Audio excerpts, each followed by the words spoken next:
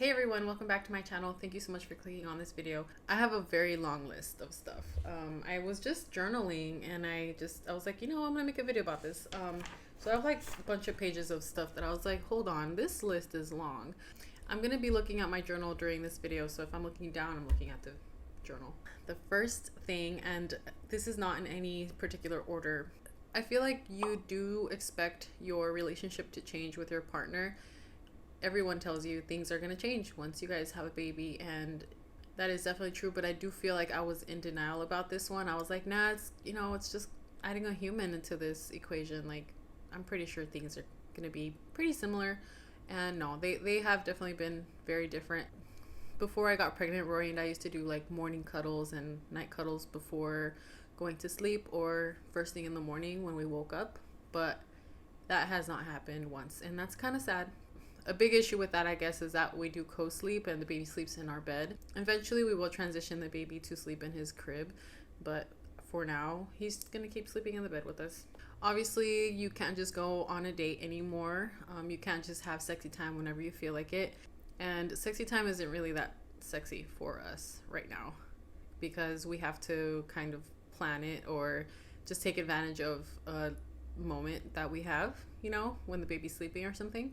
And that's just way different than how it used to be. And also with like breastfeeding and taking care of the baby all day, the days can get very routine and they can get very just unexciting. And sometimes I don't get ready, for the day. I don't do my makeup, I don't do my hair, I don't take a shower. Not because like I don't want to, but just because I don't have time, right? I'm taking care of the baby all day. And with all that being said, like how am I gonna feel like having sexy time is a good idea when I don't feel good? The house looks like shit, the baby needs me, and it's just impossible sometimes to really even think about it. But I will say we are trying, we are prioritizing, and we're working on it. I'm still working on switching from mom mode to wife mode, and yeah, it's hard. Breastfeeding is hard. It is hard to feed a baby every 3 hours, no matter how you're feeding them. Like if you're feeding formula, if you're feeding, like pumping and feeding them your milk with bottles, or breastfeeding, feeding a little tiny human being every 2 to 3 hours definitely is draining. Obviously, if you're breastfeeding, you're kind of like attached to the baby. So doing that around the clock, 24/7, is definitely hard. It's a challenge, and I love breastfeeding. I'm happy that I was able to do it. I was completely fine with feeding my baby formula if that was necessary, but breastfeeding worked out for us, and I just didn't know how hard it actually was to do this. Another thing that I didn't know was how lonely you are as a new mom. I feel like your friends are there for you, but it's not the same. People can't just text you and be like, hey, you want to go out, grab something to eat? And you can't just like get up and go do spontaneous things. It's just not the same. My life is so different. I have a little baby and my whole life revolves around this baby. And having a friendship with someone who doesn't have a baby is definitely different. It's not the same. You can talk to them about the stuff that you want to talk to them about. Like, I don't really think they can relate. It's not like their fault, right? It's just our lives are so different, and it's so hard to be spontaneous to go out with them or to just relate to them and talk about stuff. Mind you, it still happens. Like, I still hang out with my friends, I still see them, we still have that relationship, but it's definitely different. This one is big. The anxiety that I have right now is crazy. Like, I've always been an anxious person, but now that I have a baby, the anxiety is so different and so much more daunting. It is insane. When I first had my baby, like, I'm 4 months postpartum now, so I'm doing better, but I still have a lot of anxiety. But when I was maybe like a month or two postpartum, like, I could not sleep because I felt like someone was going to break into my house and steal my baby, or someone was going to break into my house and kill us. I felt like my baby was going to die in the middle of the night and that I wasn't going to like wake up to a happy baby, smiling baby. I had anxiety about going out. I had to go out with my husband, and I would not go out by myself because I just had fear of people following me, or just kind of like having severe paranoia, like just feeling like there's people out to get me, people that want to take my baby. And there's a lot of stuff that goes on in the world that I kind of justifies, and it makes sense as to why moms feel like this, but it is just crazy. Like, you really can't sleep, you can't think, because you're just worried about stuff just going terribly wrong. That's very sad, and it's hard. It's really hard, and I had no idea that this was something that might happen to me. This one is also a big one. How entitled people are to your baby. So there has been a lot of people who weren't really there for me during my pregnancy, but the moment my baby was born, they just felt so entitled to come meet him. During my pregnancy, Rory and I discussed that we were going to ease into meeting people, but people had such a problem with that. Like, they did not understand why we needed them to, wait a week or two for us to adjust as new parents and to bond with the baby and then meet people. Like, they just got so entitled. Like, I just don't know why. Like, I've never felt like I'm entitled to anybody's baby, and I did not know this was a thing as well. This is also another big one. People kiss your baby.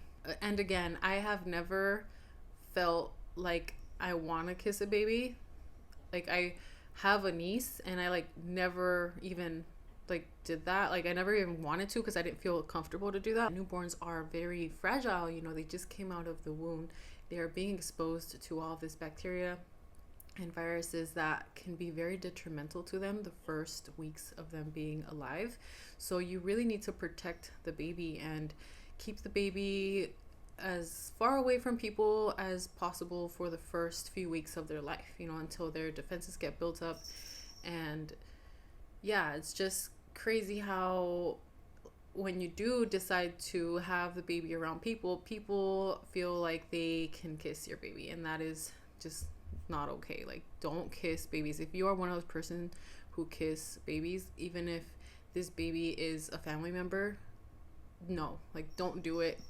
Just please respect that. Don't even ask to kiss the baby. Just don't do it. If you have to kiss a baby, just wait until they're a lot older, a few months older maybe. But even then, I don't really see why people kiss babies, or kids. If you're not the parent, then you shouldn't do that. Another thing I didn't know was how uncomfortable I am when people carry my baby.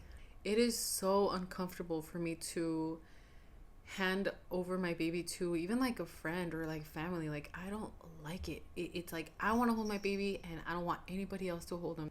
I don't know, I can't explain what it is. It's just I hate it. And I also hate when people pass the baby around to other people that you don't know, or that I don't know, you wouldn't have handed your baby to them, but because somebody else handed them the baby, now you have to kind of bite your tongue and let it happen. And then if the baby starts crying and someone's carrying the baby, I can't stand that. I just immediately go up to them and take my baby back.